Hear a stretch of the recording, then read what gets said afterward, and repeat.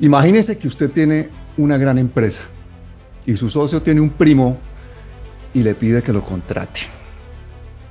El primo es de buena familia como su socio y por eso siempre ha tenido cargos importantes en otras empresas, pero es un tipo prepotente y complicado. El problema es que usted no le puede decir que no a su socio y contrata al primo. Usted lo que quiere es que la empresa le vaya bien, así que le da un alto cargo al primito, le da un buen sueldo y le abre las puertas de par en par. Pero al poco tiempo se da cuenta que es un error, porque resulta que el primo no solamente no hace su trabajo, sino que se dedica a criticar a la empresa, a no dejar trabajar a los compañeros, y la cosa termina siendo insostenible. Al final, usted termina echando al primo. Bueno, pero la cosa no termina aquí, porque resulta que el tipo con el ego herido emprende una campaña para denigrarlo a usted y a la empresa. Incluso escribe un libro en contra suya y de sus compañeros de trabajo. Lo grave es que el libro está lleno de mentiras y de calumnias sobre cosas que según él sucedían al interior de la empresa. Pero aquí viene lo más surrealista de todo. La única prueba que aporta el famoso primo de todo lo que dice es una libreta que él mismo ha escrito con su puño y letra. Lo sorprendente es que esto no es una historia imaginaria. El primo se llama Alejandro Gaviria, exministro de Salud durante 6 años, a quien Petro le da una oportunidad de ser ministro de Educación y que en lugar de hacer su trabajo, se dedica obsesivamente a boicotear la reforma de la salud. Negocito que ha permitido que 80 billones de pesos al año pasen a manos privadas sin prácticamente ningún control. Y Gaviria pues ha sido un gran defensor de ese negocio. Pero el problema es que Gaviria no es un primo imaginario, sino un ambicioso político que parece que quiere ser presidente. Y la empresa tampoco es imaginaria. Es un país lleno de necesidades llamado Colombia. Y esas son palabras mayores.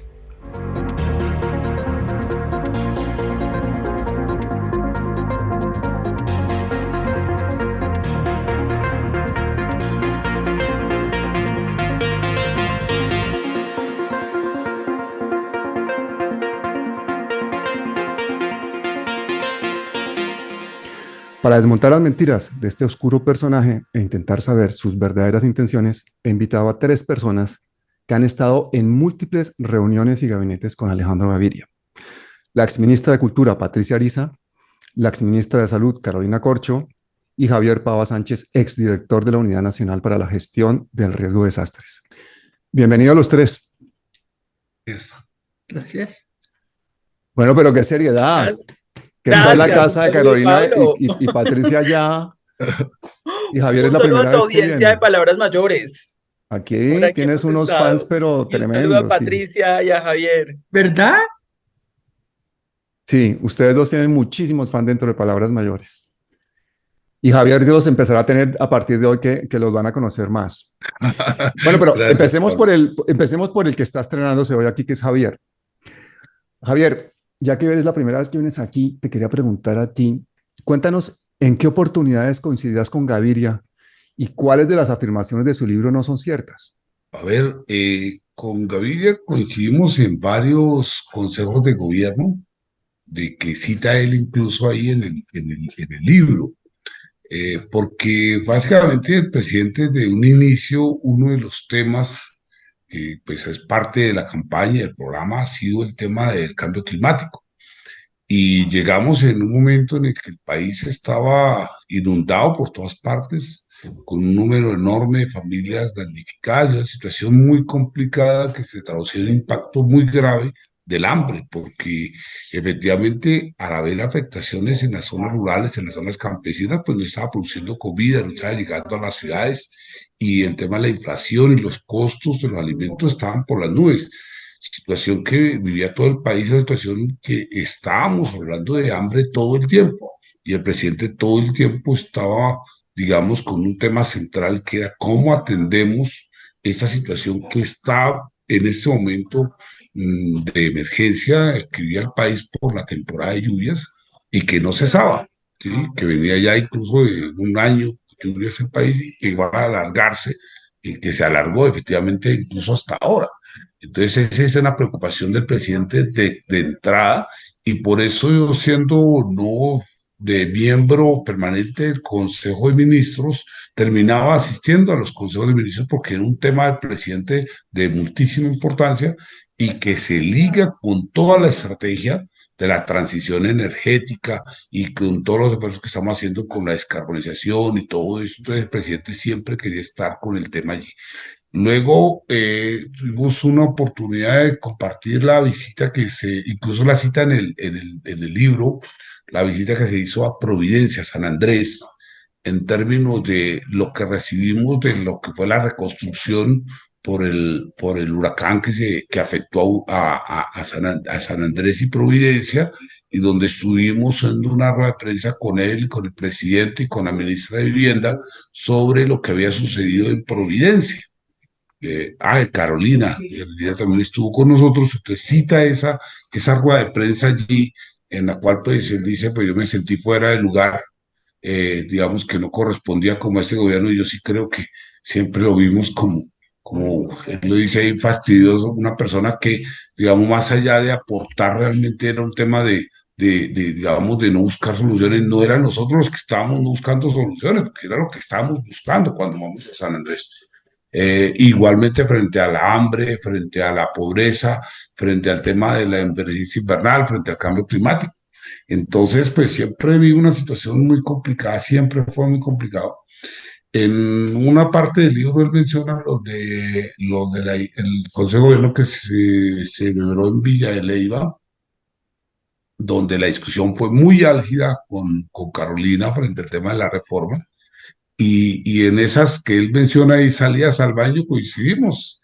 Yo estaba en el baño y llegó el hombre ahí, eh, digamos, en una situación eufórica, molestísimo, furioso de que qué hace ahí, mucho contra todo el mundo, ¿sí? Siendo que es parte de su reflexión allí. Y pues digamos, que yo le dije, pero es que no entiendo si esta no es si usted no está con esto, no entiendo qué hacer acá. Sí, básicamente fue lo que yo le dije en el baño, en medio de ese momento allí, porque pues las descalificativos que luego los usa con el presidente en el documento, pues están allí todo el tiempo. Pero sobre todo un tema que a mí me llamó poderosamente la atención es que en estas discusiones que tenía que ver mucho el tema de educación, con la emergencia invernal, con el hambre, con todo esto, él siempre permanecía callado en los consejos de ministros. ¿Sí? Había una situación, es que el presidente ha dicho, mire, si hay hambre en el país, los primeros que debemos proteger son los niños. Y se destinaron 70.000 millones de pesos para los programas de alimentación escolar en la época de receso de diciembre, que tenía que ejecutar el Ministerio de Educación. De eso él nunca se preocupó, nunca, varias veces intenté buscarlo, fui a su despacho, lo llamé para que ejecutáramos los recursos porque eso era importante, era urgente. Si este señor no estaba de acuerdo con los programas de Petro ni los planes del gobierno, ¿para qué acepta ser ministro de Educación? Pues sí, esa es una pregunta que uno se hace, que una se hace, que yo me hago también. Pues yo de todas maneras he reiterado en todas partes mi lealtad a este proyecto, al presidente, y, y pues me preocupa eso que pasó con Alejandro, porque de alguna manera todo esto mina la credibilidad y no me parece ético. O sea, si uno está en un gabinete y no está de acuerdo, pues se va.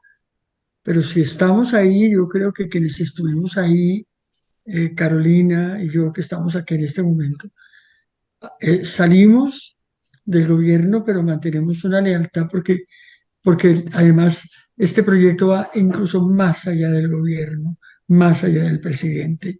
Lo ayudamos a construir, yo me siento parte de esta construcción. Entonces mal haría en decir que no estoy de acuerdo. Entonces yo creo que sí, me parece que la lealtad es un asunto fundamental.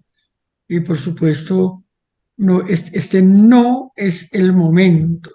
No es que no se, no es que no se reciban las críticas bienvenidas mientras sean constructivas y positivas, porque estamos en un momento de cambio y en un momento muy difícil donde los ataques son tremendos, los calificativos, entonces mal haríamos uno de nosotros, una de nosotras, sumarnos a eso, sería terrible. Entonces, pues sí, yo más bien le hago un llamado al exministro para que, para que comprenda la situación que está pasando. Tenemos que entender lo que está pasando, porque esta es la gran oportunidad para Colombia, para mí. Es esta o esta.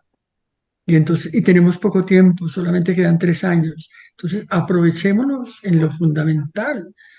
No ponernos a criticar al presidente de su manera de ser, de su manera, no es posible. Y hay cosas, pues uno puede hacer observaciones, ¿no es cierto? Pero en lo fundamental, el yo, y me atrevo a decir, nosotros, los que estamos aquí y nosotras, hemos estado ahí firmes. No, y a mí me contrasta muchísimo y a la gente, ¿no? La forma elegante y leal en la que han salido ustedes del gobierno y la forma desagradecida y la poca gallardía que ha tenido este hombre de emprender y seguir con esta lucha en contra de los planes del gobierno. Cuando él ha hecho parte del gobierno, se le da una oportunidad, incluso se le ofreció una embajada al final. Yo, hay una cosa que quisiera preguntarle a Carolina, pero como psiquiatra. A ver, que es Mm. referente al pensamiento mágico. ¿Cómo es posible que una persona crea que una prueba de algo que está escribiendo es el borrador de lo que escribió? Porque el tipo incluso pone fotos de su libreta en el libro y hasta pone una foto de una ventana para decir que fue cierto lo que pasó ese día, porque en ese momento le tomó foto a una ventana a propósito de la presentación de la reforma de la salud. ¿Eso no es un pensamiento muy mágico? ¿No es una personalidad un poquito enferma? Pues bueno, Pablo, mira, justamente como yo soy psiquiatra, cuando yo hago un diagnóstico o hago un planteamiento al respecto, genero una estigmatización, porque justamente soy experta en eso. Y justamente eso es lo que no comparto con el libro de Alejandro Gaviria. El libro de Alejandro Gaviria es un juicio a la personalidad del presidente. Esto no es una contradicción ni siquiera con las ideas, es un juicio de descalificación de epítetos, adjetivos, es una diatriba contra la persona del presidente, adornada además pues con algunos autores que lee unas poesías, pero de cabo a rabo es una descalificación personal. Pero eso que tú describes, que yo no lo voy a calificarlo a él como persona, sino ese hecho que tú describes de que entonces yo soy la medida de las cosas, yo soy la medida de lo que pasó allí. El referente soy yo, mi pensamiento y mis escritos, es lo que yo en una entrevista que daba ayer en la prensa me parece un exceso de narcisismo. En la política se requiere narcisismo. ¿Ustedes se imaginan donde un presidente como Gustavo Petro o Andrés Manuel López Obrador, contra quien también se va Ristre en el libro, acaba con Gustavo Petro y Andrés Manuel López Obrador, no tuvieran narcisismo? Pues un líder tiene que tener narcisismo porque eso es lo que le va a permitir de alguna manera soportar y aguantar las embestidas. Pero evidentemente una cosa es ser Napoleón Bonaparte y creerse Napoleón Bonaparte, pero otra cosa es creerse Napoleón Bonaparte y no serlo. Ahí es cuando hay un exceso de narcisismo, porque evidentemente hay documentos históricos de peso. Si en este momento nos dijeran, tenemos las libretas de las discusiones de Simón Bolívar con Santander, o un personaje histórico, los cuadernos de Antonio Gramsci, eso tiene un valor histórico porque a posteriori fueron personas que dejaron un legado y construyeron sobre un legado. Eso podría tener un valor histórico, pero a mi juicio, pues aquí estamos frente a un funcionario, como también fuimos nosotros, que no somos un hecho histórico en sí mismo, porque el hecho, hacíamos parte de un gobierno, somos fusibles de un presidente, porque eso es lo que uno asume cuando uno llega a uno de estos cargos. Entonces uno sí esperaba una altura en el debate. Vamos a controvertir ideas, estamos de acuerdo, sí, pero de eso no se trata el libro. Pero es que hay cosas muy graves, porque el tipo, por ejemplo, dice que, que a él le dijeron que se iban a meter una serie de articulados en la reforma y hasta último momento estaba convencido que se iban a meter y luego se dio cuenta que no se iban a meter. Eso ¿A no es qué? cierto. Y yo sí quiero dejar eso muy claro porque nuevamente él ha insistido en un asunto que no es creíble, que supuestamente Patricia, que estuvo allá, y Javier, el presidente no estaba de acuerdo con el proyecto de ley que radicamos Francia Márquez y yo. La pregunta es, ¿cómo va a ser creíble que un presidente que acompaña una radicación del proyecto de ley con su gabinete pronuncia un discurso y que va a ir la vicepresidenta también elegida popularmente, se va con una ministra a, a radicar un proyecto de ley? ¿Cómo puede ser creíble que ese presidente no está de acuerdo con ese proyecto de ley? Pues a mí me parece que también aquí aceptamos la crítica, pero no la mentira, porque lo que está diciendo el doctor Alejandro Gaviria es que yo engañé al gobierno cuando básicamente, y aquí están mis compañeros lo saben, el presidente fue generoso, abrió el espacio para discutir en Villa de Leyva el 28 y 29 de enero en presencia de mis compañeros, escuchó con paciencia, luego se abrieron unas mesas con un grupo del gabinete. Es un hombre justamente lo contrario a lo que se le enjuicia ahí, tolerante, abierto, de escucha, pluralista. Entonces es absolutamente injusto y falso lo que por escrito ha consignado nuestro ex colega. Bueno, Javier, y tú que eres un hombre pegado a las cifras, riguroso, ¿qué te parecería que yo dijera que la Tierra es plana y que la demostración es que yo lo escribí en una libreta? Y que para terminar de confirmarlo le tomo una foto a esa ventana porque en ese momento estaba pensando yo eso. ¿Qué valoración harías tú de mi teoría de que la Tierra es plana? Yo realmente leo el libro y pues uno dice, bueno, ¿qué es lo que busca en últimas? Porque realmente ni hay una reflexión ni un análisis de datos, tal como lo dice Carolina, sencillamente es un tema de autorreferenciarse él en lo que él está haciendo. Pues digamos, si yo estoy haciendo una memoria de lo que hice, pues es otra cosa, pero no entro en una calificación. O sea, si me atrevo a calificar un trabajo del presidente como lo hizo o del equipo de gabinete, pues digamos, soy también riguroso. Cuando él también hasta en el libro dice la importancia de que desde este lado de la izquierda no somos rigurosos. Entonces dice, pues entonces ¿a qué está refiriendo? Cuando él mismo dice contradicciones allí frente a lo que debe ser, pero al mismo tiempo lo utiliza en su libro.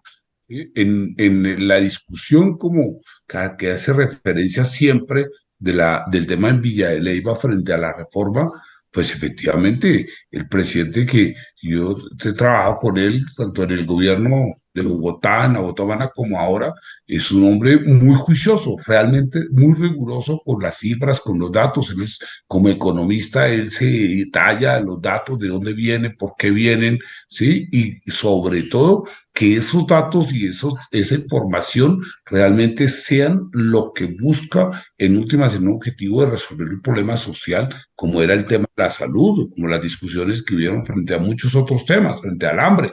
Entonces, en ese análisis de discusión, pues ahí yo nunca vi a un Alejandro Gaviria contradecir al presidente con argumentos de cifras y datos, más allá de valoraciones generales o de autorreferencias de su experiencia como ministro de Salud, o sí, o el apoyo de los otros compañeros como el ministro de Hacienda o de la ministra de Agricultura, pero digamos no en términos de dar elementos de cifra. O sea, que uno diga, oiga, es que aquí había una discusión que él la dio, si él no estaba conforme con, me lo dijo a mí en esa ocasión allá en el baño, con la metodología que estaba llevándose a cabo en la reunión, pues yo puedo intervenir. Incluso yo lo Decirlo. hice en más de una ocasión, digo, creo que aquí no vamos para ningún lado, venga, discutamos el tema o pongo la discusión en el centro, pero no la colocó. Y entonces uno terminando, es que entonces ni siquiera estaba enterado de la discusión ni entendía lo que había allí. Porque si hoy en día está diciendo que qué tiene que ver la ola invernal con el hambre y que por qué un presidente y un gabinete gastaban el tiempo discutiendo de hambre y de ola invernal, pues es que pues él no estaba más sino por un interés particular, y es lo que demuestra hasta hoy, defender un interés y una propuesta que él tiene, ¿sí? Y que aceptó estar allí sencillamente para, digamos, sacar adelante lo que le interesaba, no por Claro, el es que programa en el cual nosotros sí estamos aquí y hemos estado desde atrás, como dice Patricia. Estuvimos del gobierno, salimos del gobierno y seguimos aquí firmes defendiendo al presidente y defendiendo los programas. Claro, es que ahí donde uno piensa, igual el tema no es simplemente narcisismo o prepotencia, igual el tema es falta de oficio, igual ese señor no tiene que trabajar, no tiene nada que hacer, entonces se dedica a escribir ese tipo de libros para seguir construyendo esa narrativa, que además es una narrativa muy peligrosa en bocas de una persona que ha sido 6 años ministra o ministro de salud, ministro neoliberal, y que lo que está defendiendo en el fondo es el negocio de unos intermediarios privados. Entonces ya empieza uno a sospechar las posibles relaciones que tenga este señor con las EPS, con las industrias privadas, etcétera. Yo estoy aventurándome porque eso no lo he investigado, no lo sé, pero sí me llama mucho la atención que esa cantidad de dinero que hay en la reforma de la salud, 80 billones de pesos, sigue ahí dando vueltas, buscando dueño y todo el mundo en esa pelea. Veo, por ejemplo, los medios de información, ese foro de la salud que organiza Daniel Coronel, financiado y patrocinado por las mismas EPS, en la que de los 23 invitados, 16 se oponían a la reforma de la salud y solo 7 a favor. Invitan a Gaviria, invitan a Ruiz, los dos exministros neoliberales. Cuando uno no ha sido ministro del otro, ha sido viceministro. Intentan defender toda esa gestión, pero es un foro totalmente sesgado y con eso intentan que la gente se crea ese cuento. Entonces, Patricia, ¿tú crees que este es un intento malo por parte de este señor con este libro, que por cierto cuesta 50.000 euros, 50.000 pesos? Ahórrenselo, ya le estamos contando que es totalmente subjetivo. Pero ¿tú crees, Patricia, que este es un intento simplemente de imponer ya en un último intento desesperado una narrativa totalmente arruinada como es la narrativa neoliberal del manejo de la salud en Colombia? Sí, claro, yo creo que, es decir, ya es impresentable un foro cargado de esa manera.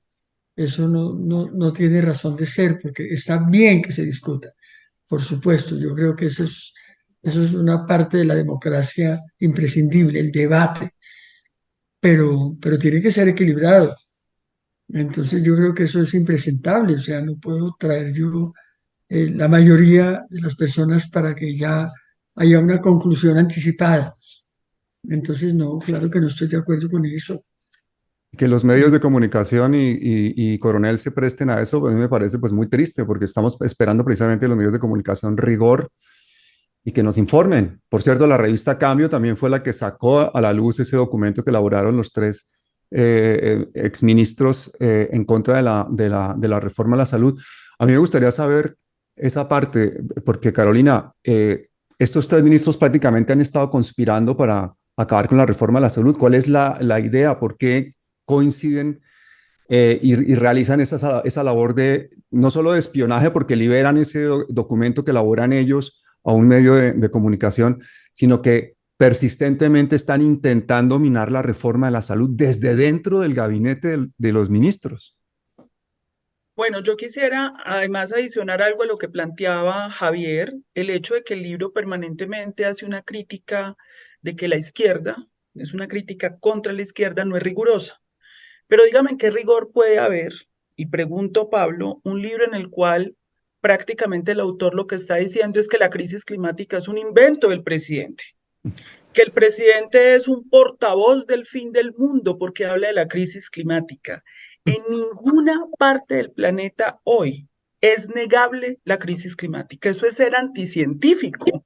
Tiene que estar uno muy alejado de la ciencia para atribuir un asunto donde han habido paneles científicos de Naciones Unidas en el mundo entero, estudios de la comunidad científica para atribuirlo a una ideología. Eso no es riguroso. Excúsame, pero eso no es riguroso. Eso es ideología, negacionismo y anticiencia. Y en esos términos también era la discusión con la reforma a la salud hasta el día de hoy, muy parecido a ese tono que alguna prensa en Colombia quiere presentar. Es un asunto apocalíptico. Más o menos, si se hace esa reforma, va a haber una crisis de la salud. Es un apocalipsis todo eso que ustedes están proponiendo, pero no hay una argumentación.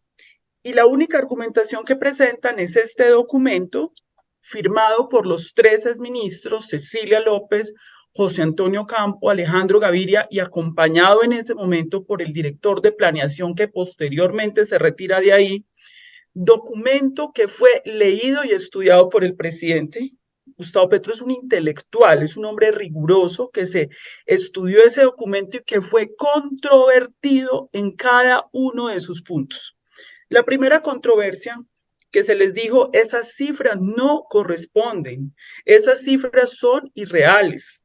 ¿Y por qué pudimos controvertirlos de fondo? Para que hablemos de rigor en las políticas públicas, porque yo me había enterado que la estrategia del Ministerio de Hacienda era que no hubiera estudios, que la reforma se pudiera presentar o no fuera presentada porque no era viable fiscalmente.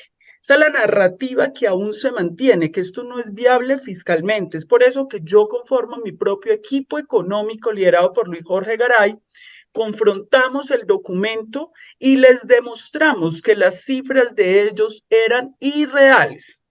Pero espera un momento, me traduzco yo esto a mí mismo. Ese documento, te lo digo, Estaban Pablo, haciéndole un documento o le hacen un documento a Petro, inflando, ¿sí? Cambiando las cifras para convencerlo de que la reforma era inviable. O sea, creían que el presidente se iba a tragar ese cuento y tuviste que desmontar eso. Desmontamos eso, pero el presidente no les creyó porque dijo, yo soy economista, señores. Excúsenme, pero a mí me están hablando del sistema de salud y a mí no me están diciendo aquí que hay una deuda y una quiebra de 23 billones de pesos. De entrada, a mí me llama mucho la atención que un estudio económico del sector salud no traiga a colación una deuda de las EPS con clínicas y hospitales de 23 billones de pesos. Eso para mí de entrada ya no me convence. Pero además él manda a llamar al equipo Garay, donde entramos con un documento de 100 páginas, estamos hablando de rigor, 100 páginas que cualquier persona de palabras mayores puede verificar porque ese documento se radicó como anexo 3 de la reforma a la salud, donde están los estudios económicos y impacto fiscal.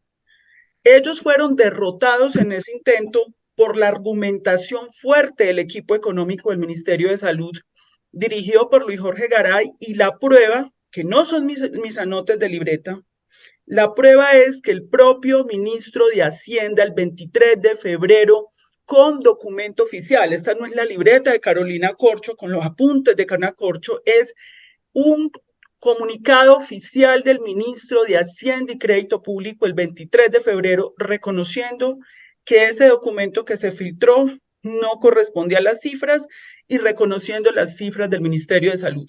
Si vamos a hablar de rigor, porque vuelvo a insisto, el libro permanentemente es una diatriba que señala que entonces el pensamiento progresista de este país no es riguroso y que entonces esto es una improvisación cuando aquí hay estudios de fondo que han ocultado en el país. Al país no se le ha dicho, acá hay unos estudios económicos que sustentan esa reforma, conocida por el presidente y respaldada por el presidente de la República. El presidente de la República no va a ir a radicar una reforma por simples consideraciones ideológicas, es porque necesitamos resolver una crisis de la salud que en Colombia es ampliamente conocida y que nosotros describimos a fondo allí. Carolina, y entonces los tipos no le cuelan esa vaina a Petro y se lo mandan a la revista Cambio para colárselo al público.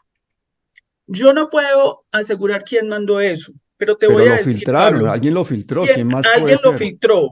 Los únicos que conocíamos de ese documento, porque el presidente les demostramos que ese documento no tenía fundamento. Ellos no pudieron convencer a ese equipo estratégico del gabinete de lo que dijeron ahí. Ahí está el doctor Luis Fernando Velasco, ahí estaba la jefe de gabinete, el director del DAPRE, estaba el presidente de la República, estaba el ministro de Interior, estaba yo y estaban ellos 4, que eran los autores. Esas personas eran las que conocían del documento, nadie más. Ese documento aparece filtrado en la revista Cambio, yo no puedo decir quién, pues claramente no era yo, el presidente y yo no lo pues íbamos uno a de los hacer, tres, ¿quién más va a ser? pues, Claro. porque justamente nosotros controvertimos el documento, pero lo cierto del caso es que eso generó mucha confusión en el país, porque la idea que se siembra en el país es, si el equipo económico del gobierno dice que esto es inviable fiscalmente, que esto es infinanciable, entonces ¿por qué se presenta esta reforma? Es lo que queda en la opinión pública con esa filtración. Qué locura. Y que hasta el último momento, el día que se radica la reforma, intenten meter a último momento ya en extremis esos 3 artículos para conseguir que siga siendo un manejo privado de los recursos de la salud. Eso es ya como una medida desesperada. Ese momento cuéntamelo porque a mí me parece gravísimo. Como aprovechando el estrés del momento, decir, bueno, al menos metamos esto que es la parte importante, que sigamos manejando la plata privadamente. Cuéntanos esa parte porque la gente termina de no creerse todavía eso. Ese viernes ese documento que ellos filtraron fue derrotado con los argumentos del estudio Garay. El fin de semana terminamos de pulir el documento, el proyecto de ley, porque necesitábamos que no hubiera la menor duda que allí no había artículos estatutarios, porque el gobierno había hecho consultas también para presentar esto como una ley ordinaria y requeríamos pulir ese documento para que no hubiera duda que fuera estatutaria. ¿Qué es estatutario? Que no se tocara nada que tuviera que ver con la definición del núcleo esencial del derecho a la salud. Yo tenía ya mi proyecto de ley, me fui a presidencia para imprimirlo y cuando llego allá me encuentro a los 13 ministros sentados frente a un computador con el borrador del proyecto de ley en una redacción. Pues obviamente esto me molestó mucho porque pues era el momento en que íbamos a radicar y yo no puedo firmar algo que desconozco, reclamando pues un asunto que era lo que les interesaba, que hubiera un articulito donde se diga que las EPS sigan manejando la plata. Ese era el fondo de la Los discusión. 80 billoncitos de pesos. Y que las EPS se les reconociera como aseguradoras privadas cuando hoy no cumplen los mínimos estándares de habilitación, ni siquiera para ser administradoras de recursos públicos. Por supuesto que eso a mí me impactó mucho, porque hasta el último momento allí yo pido audiencia con el presidente y lo que le digo al presidente, pues aquí ya hay un asunto claro, pero yo no puedo firmar un documento pues donde me están diciendo que va a haber esa otra reforma una hora antes de la radicación. El presidente respalda, propone una redacción de un artículo de la transición de las EPS con los centros de atención primaria en salud y dice, vamos y radicamos, y ahí es donde él pronuncia su discurso y yo voy con la vicepresidenta a radicar. Ya.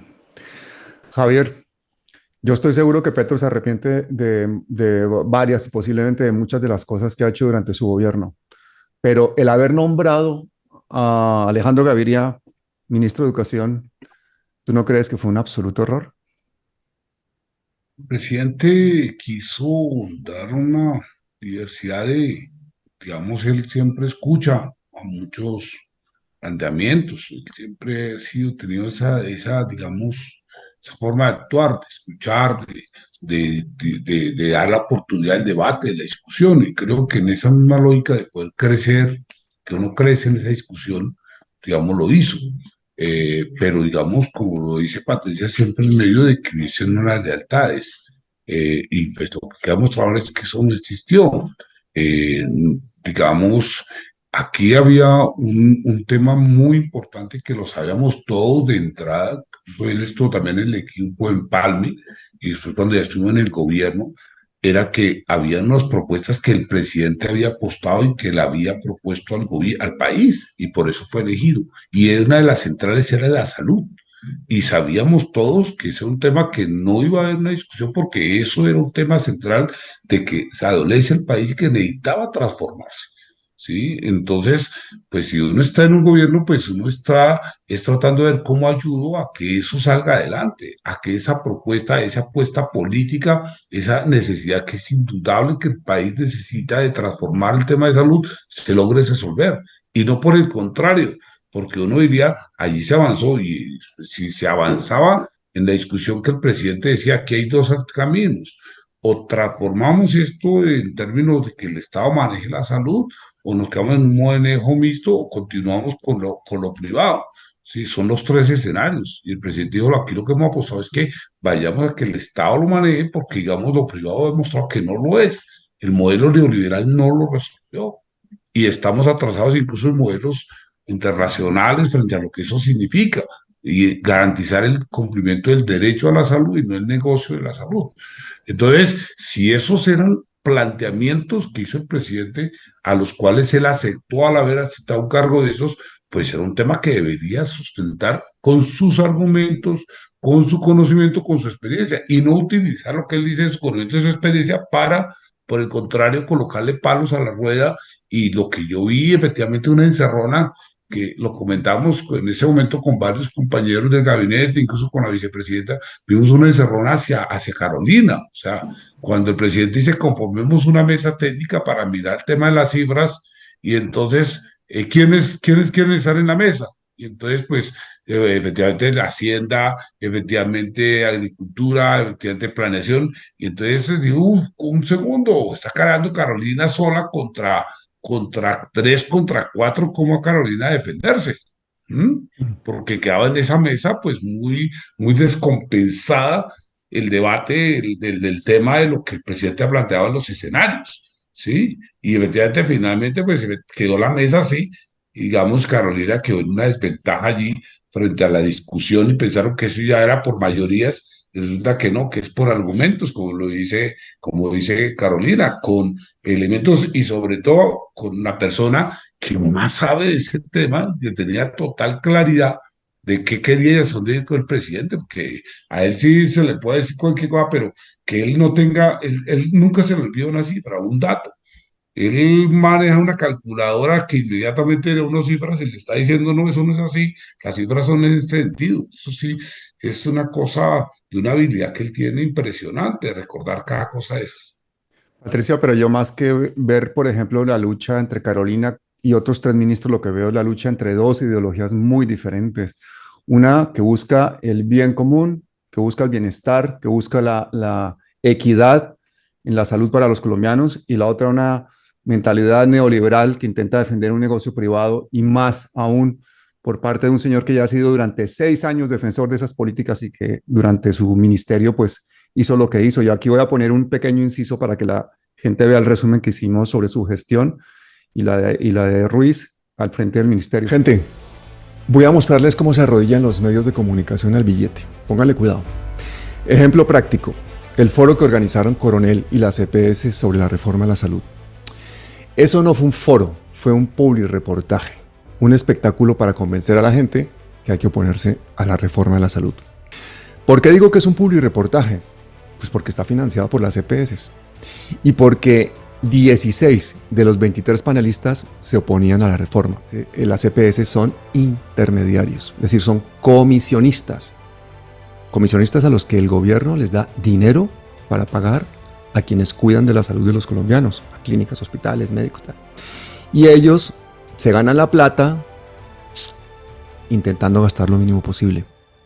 Por eso intentan poner todo tipo de dificultades y niegan todo tipo de servicios. Ese es su negocio. ¿De cuánto billete estamos hablando? Al año.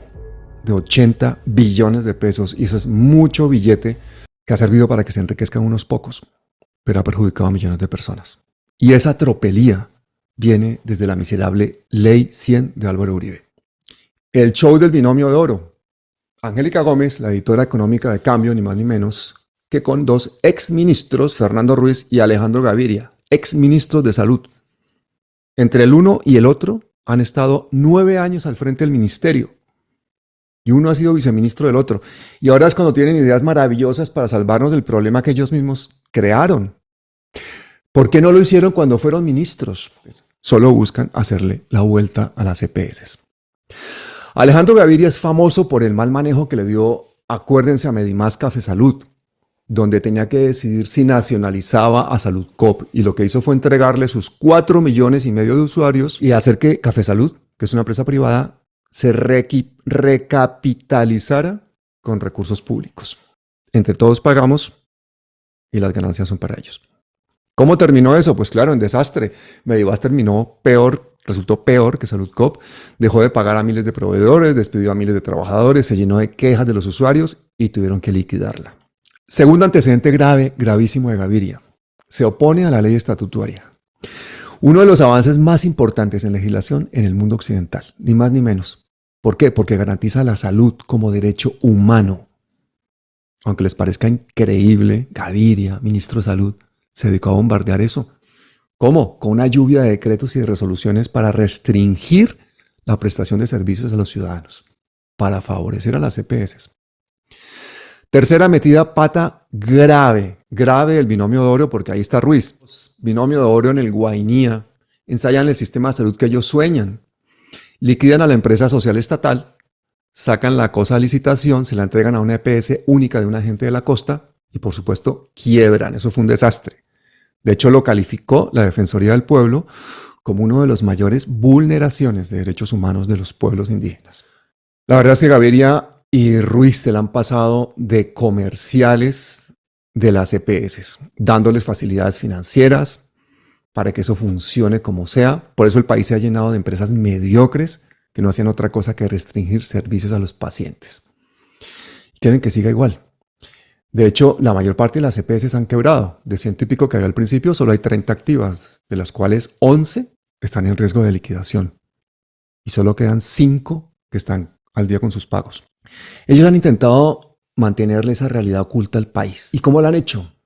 Generando, junto con grandes medios y con centros de pensamiento financiados por el gran capital, pues generando esa narrativa de que tenemos uno de los mejores servicios de salud del mundo. Pero ¿no crees tú que más que una lucha entre personas ha sido una lucha de ideologías muy diferentes dentro del mismo gabinete?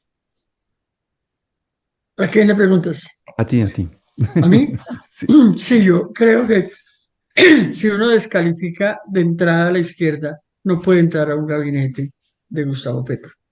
O sea, yo creo que Petro hizo bien nombrándolo, porque fue un ejercicio de pluralismo que hay que reconocerlo. Es decir, eso, a mí eso me parece importante.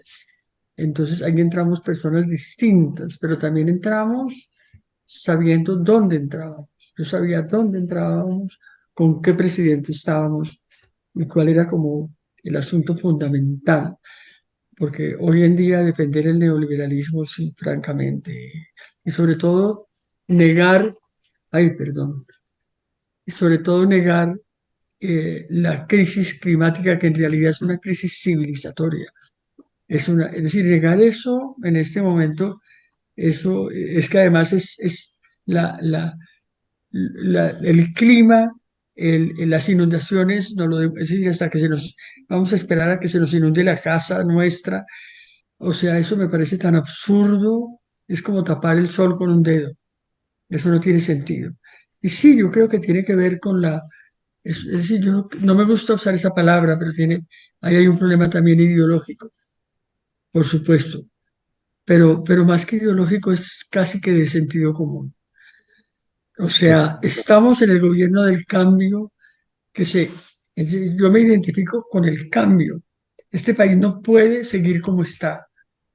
Entonces, y hay mucha gente que incluso viene del neoliberalismo, pero que está de acuerdo con nosotros, que ha cambiado también de mentalidad porque se da cuenta.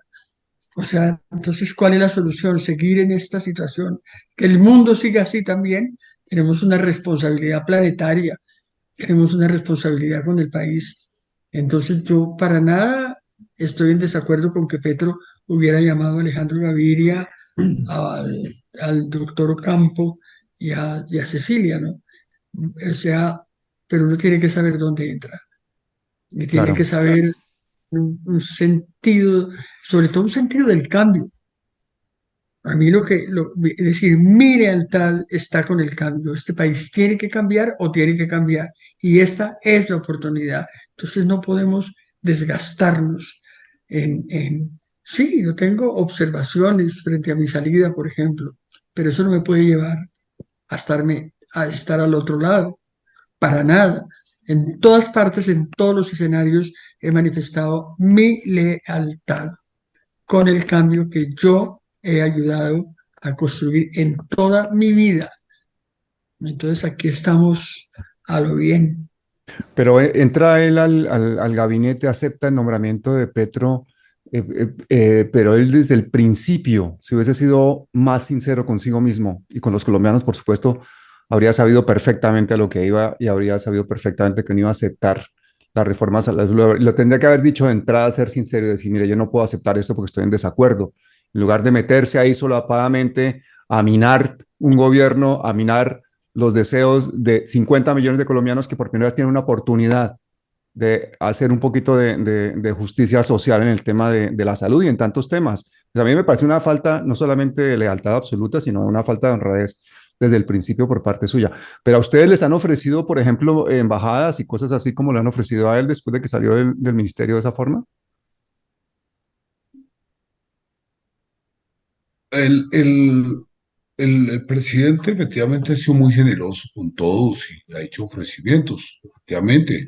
Me hizo ofrecimiento también del tema de continuar en el gobierno, como sí que igualmente lo hicieron a varios casi a todo el mundo.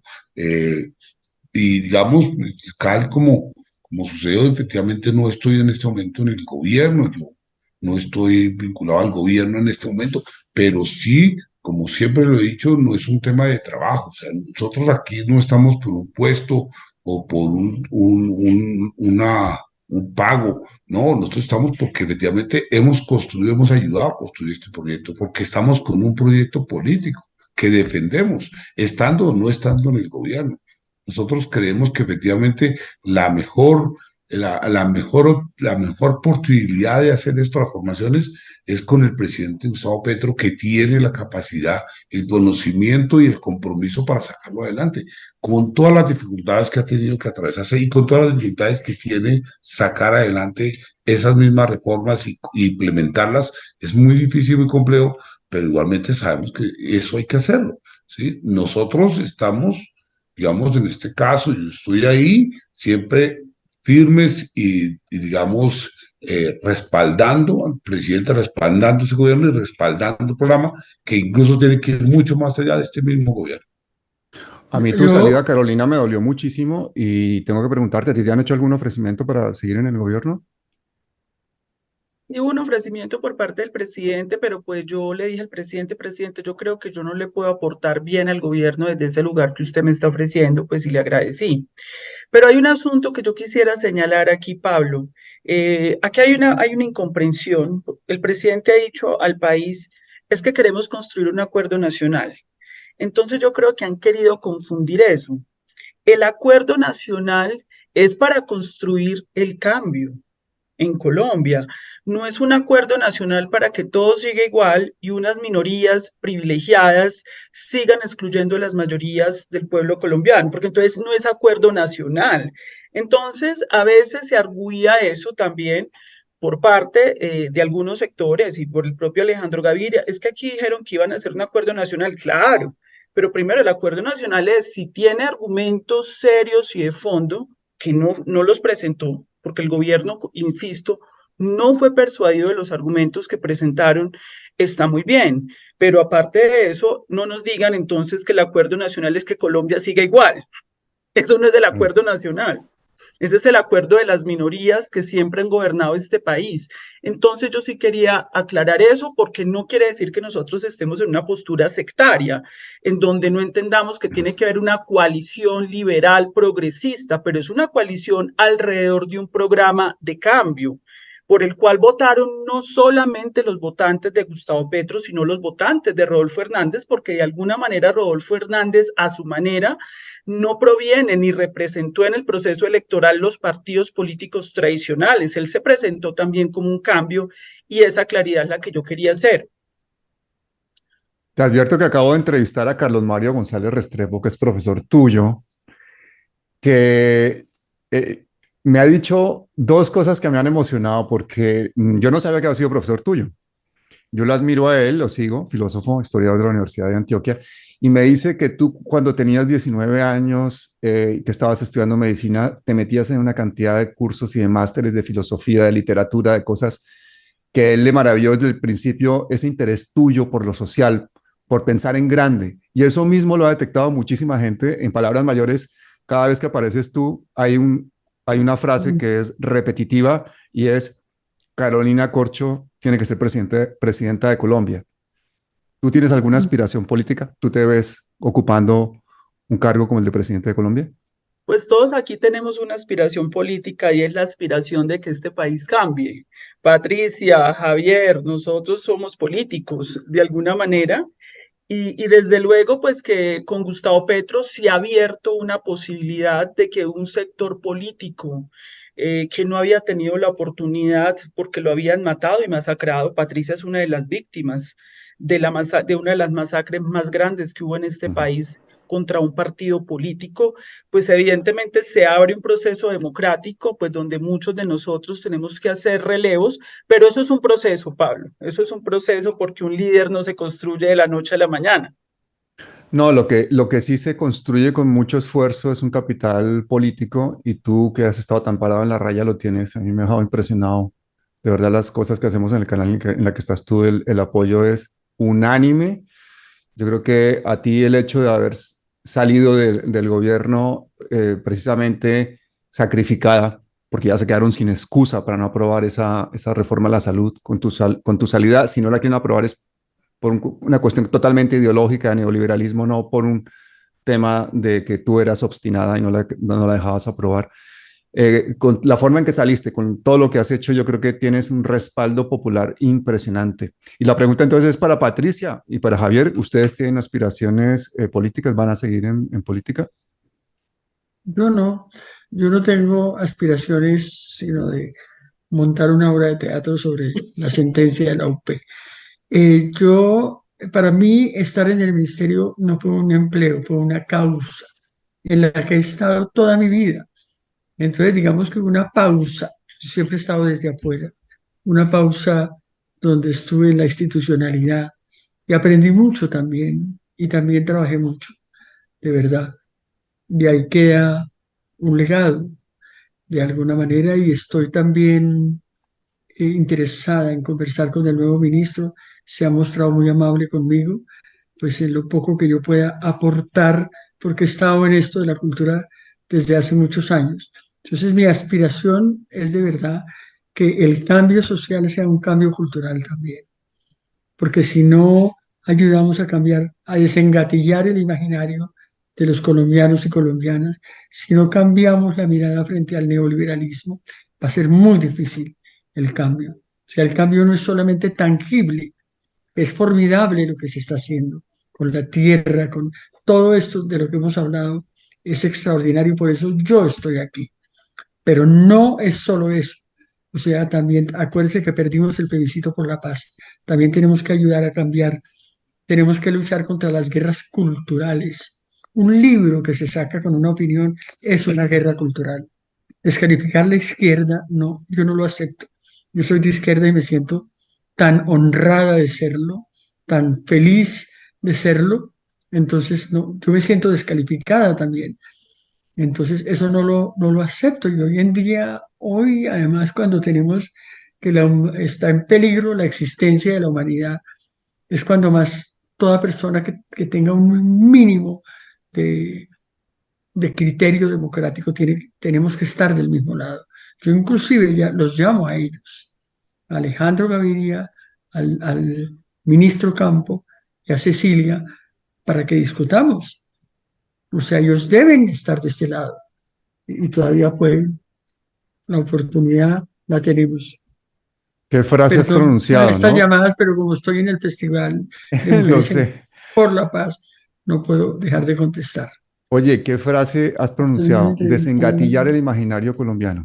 Impresionante. Javier, ¿y tú tienes Sí, sí. alguna aspiración política? ¿Vas a seguir en política? Yo he estado siempre en la izquierda y he sido un militante, digamos que he estado siempre defendiendo estas causas y seguiré haciéndolo. En tema electoral, pues no estaré en este momento, no ese es mi tema. Yo he defendido y he acompañado al presidente en toda esta discusión de la crisis climática, mi discusión en el tema de la entidad que estoy a cargo, que es la Unidad Nacional de Gestión de Riesgo de Desastres, digamos, en términos de un ejercicio que hemos hecho ya en Bogotá, que era transformar esas oficinas en unas oficinas de gestión de la crisis climática, de riesgos y cambio climático. Era lo que, digamos, el propósito que hemos visto en Bogotá, el de Bogotá, trasladarlo a nivel nacional como una política pública que fuera más allá de seguir atendiendo los desastres. Y nos concentramos en los temas de la prevención, pero no cualquier prevención, sino una prevención pensando en la adaptación, pensando en cómo garantizamos hacer transformaciones de fondo que realmente eviten que esas consecuencias que se vienen hoy se sigan repitiendo. Entonces, ese era un trabajo, digamos, muy importante, que en la cual le apostamos y le seguiré apostando porque es necesario realmente salir de ese ciclo fatal de los desastres al ciclo hoy perverso de la mitigación de riesgos, que son obras y obras, que es lo que se ha convertido en la gestión de riesgo en el país, que es un tema de clientelas, digamos, en la cual queda uno encerrado en medio de una serie de lo que yo he llamado, digamos, de corrupción, porque es que en medio de esas obras y demás hay unos poderes clientelares muy, muy fuertes que incluso presionaron por mi salida en términos de que pues yo no estuve de acuerdo con seguir con ese tipo de obras, con ese tipo de inversiones gigantísimas, y presionaron por todos los medios igualmente tipo de cambios, porque digamos no se den allí, ¿sí? Y que digamos es muy peligroso porque si eso no se hace, pues realmente en última los territorios y las comunidades que son las que han sido afectadas, pues siguen siendo las mismas de siempre, las mismas que vamos a ver en los noticieros, o por excesos de lluvia, o por excesos de calor, o déficit de lluvia igualmente, que es lo que está viviéndose en todo el planeta. Pero lo único es que efectivamente, tal como lo mencionaba el presidente Gustavo Petro, y lo único es realmente con cambios en el modelo de desarrollo, como cambios en el modelo de producción. Una crisis climática, una crisis ambiental, una crisis social no se resuelve sino realmente yendo a las causas que lo generaron. Y en eso creo que nosotros desde esta apuesta política tenemos claridad que es eso lo que hay que hacer y no sencillamente maquillar y mantener las cosas como siguen estando, planteadas desde el neoliberalismo en términos de salud, de cultura o en los temas, digamos, de lo que tiene que ver con infraestructura o lo que tiene que ver realmente con la atención de los desastres. Javier, tengo que contarte una cosa. Hace 30 años conocí a un señor que se llamaba Omar Darío Cardona, que era el jefe de la Dirección Nacional de Atención y Prevención de Desastres, que era como se llamaba antes la Unidad de Gestión del Riesgo de Desastres. Eso se creó a raíz de lo de Armero, y yo escribí y fui a dirigir al Chocó. Estuve viviendo en el Chocó casi un año en un proyecto de la Comunidad Europea. Y entonces vi cómo empezó a organizarse esa gestión de desastres que realmente ha hecho muchísimo por Colombia, y es una oficina que yo creo que cumple una labor indispensable en un país con la orografía y con las condiciones geográficas que tenemos. Pero mi experiencia durante ese año en el Chocó es que las grandes dificultades que tenemos no solamente son las del terreno, sino las de la población, las de la cultura, ver la corrupción, la dificultad con la que se llega a los territorios, a veces con los recursos más, a veces las mismas medicinas que llevamos se las robaban, nos intentaban tumbar todo el tiempo. Era una dificultad constante de lucha contra la corrupción. Así que admiro realmente muchísimo esa labor de ese puesto que has tenido tan difícil, ni más ni menos que en gestión de riesgos de desastres en Colombia. Y ya para terminar, me gustaría preguntarle a Carolina, porque es que usted ya es obligado, porque es que yo, cuando vi que tú te habías sumado a la campaña de Gustavo Bolívar para la alcaldía de Bogotá, dije, qué suerte la que tiene Bolívar, contar con Carolina en la parte programática como consejera para esa alcaldía de Bogotá. ¿Cómo ves esa candidatura? ¿Cuál crees tú? ¿Cuál es tu pronóstico? ¿Vamos a ser capaces de ganar en primera vuelta? Cuéntame un poquito cómo lo ves.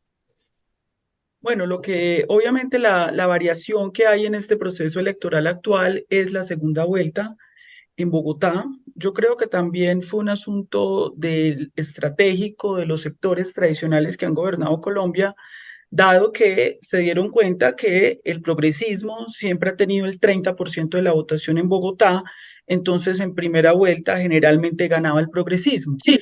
En este momento la situación va a ser un poco más difícil porque evidentemente el panorama está muy abierto. Hay una candidatura unificada del pacto histórico de Gustavo Bolívar y en el otro sector hay mucha división, hay mucha dispersión. Entonces, pero en la segunda vuelta, pues uno lo que prevé que pueda pasar es que se vuelvan TOCOM, todos contra Bolívar. Ese, digamos, va a ser una situación, entonces allí la disputa va a ser por el centro político. Ese centro político, digamos, si es de un centro que se pueda volcar más hacia una visión progresista de la ciudad. Ahora bien, a mí me parece, pues, y no porque nosotros hayamos ayudado allí, yo estoy ayudando pues a Gustavo en la parte de salud. Yo he sido un estudioso de esos temas y he sido referente casi siempre de los senadores del centro y de la izquierda y de los distintos dirigentes políticos de este espectro en este tema, así como Javier y como Patricia, uno se va volviendo un referente, digamos, un experto y acompaña, pero creo que hay una propuesta muy interesante desde el punto de vista programático de Gustavo Bolívar, que innova, que recoge los acumulados que han hecho los gobiernos progresistas de Bogotá, incluido el de Gustavo Petro, pero que es una propuesta que va mucho más allá, que tiene en consideración estos asuntos centrales de la crisis climática. Hoy las grandes ciudades del mundo tienen que estar en esa discusión, que es una discusión global, la discusión de la transición energética. Entonces me parece que él ha logrado incorporar muy bien eso. No solamente son las políticas sociales, sino también cómo llevamos a Bogotá a sus 500 años a ser una ciudad que mejore la calidad de vida, a ser una de las grandes ciudades del mundo, una ciudad donde haya derechos fundamentales en todos sus rincones, que supere la segregación, la segmentación. Entonces me parece que hay una propuesta muy interesante del candidato Gustavo Bolívar y hay cómo dar un buen debate en Bogotá. Y yo a la gente del canal les digo, acuérdense cuando estábamos remando para que ganara Petro lo que decíamos, hay que ganar por goleada. Hay que ganar por goleada porque incluso a pesar del fraude hay que ganar. Y sacamos tantos votos que a pesar del fraude ganamos. Con Bolívar toca lo mismo. Es el segundo cargo más importante del país.